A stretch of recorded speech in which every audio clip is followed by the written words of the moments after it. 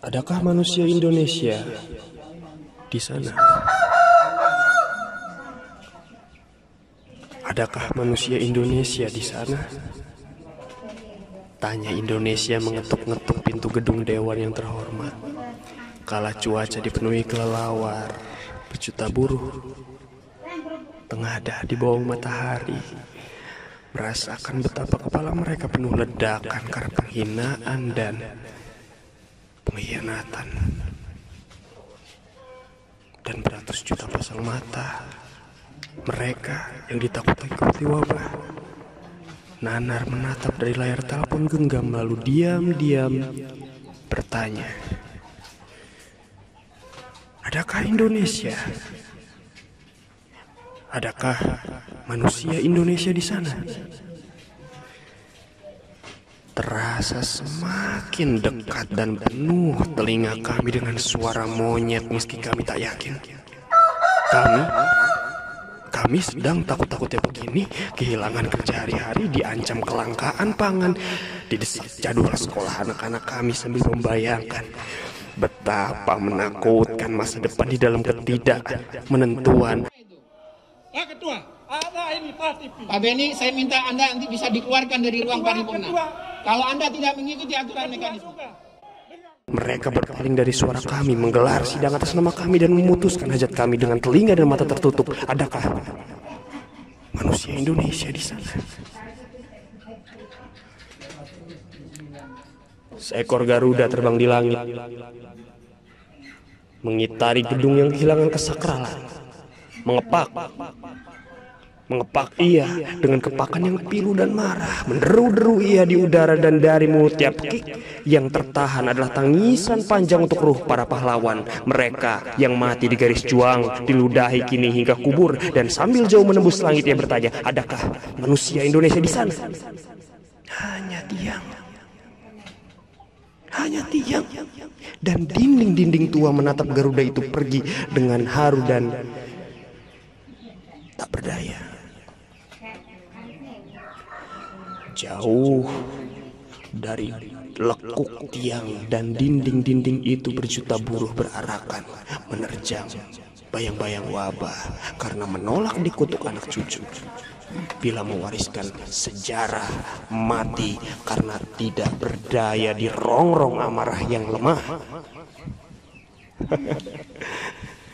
Gedung itu, ke gedung itu berjuta buruh mengajukan pertanyaan, adakah manusia Indonesia di sana? Belanda menyiksa leluhur kami dengan kerja rodi. Jepang yang mula kedatangannya dikira memberi angin pembebasan, memperbudak dengan Romusa.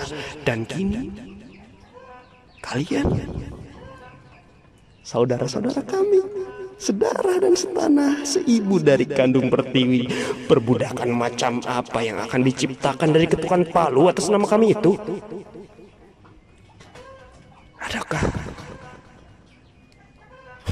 Adakah manusia Indonesia di sana? Manusia Indonesiakah di sana? Tanpa jawaban, berjuta buruh terus berarakan, dan di luar teks-teks Pancasila juga dari setiap mereka yang menghafalnya, Pancasila memasuki kolong jembatan dan lorong-lorong orang miskin penuh sesak. Berlari, ia terus berlari, makin jauh makin gila rasanya. Ia temui tubuh-tubuh buruh, ia temui pertanyaan itu, ia bertanya, di manakah aku ditegakkan di antara tubuh-tubuh buruh ini? Benarkah aku ada dalam urat nadi Indonesia bila orang-orang yang menghafal dan mempropagandakanku sebagai ideologi tak mendengar mereka? Adakah manusia Indonesia di sana?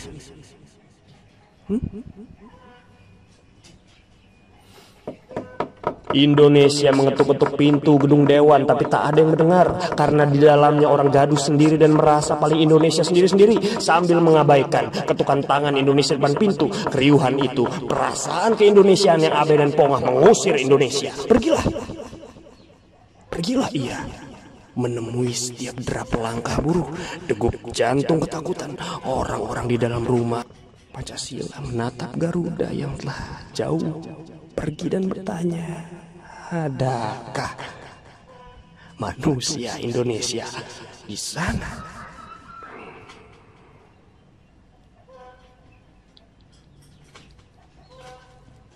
Tiang dan dinding-dinding meratap karena tak kuasa lagi mendengar suara-suara manusia Indonesia yang berbicara dengan bahasa Indonesia, tapi mereka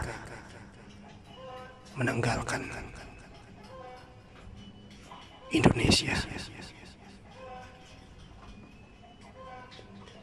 Catatan Indonesia 2020, Muhammad Rois Rinaldi.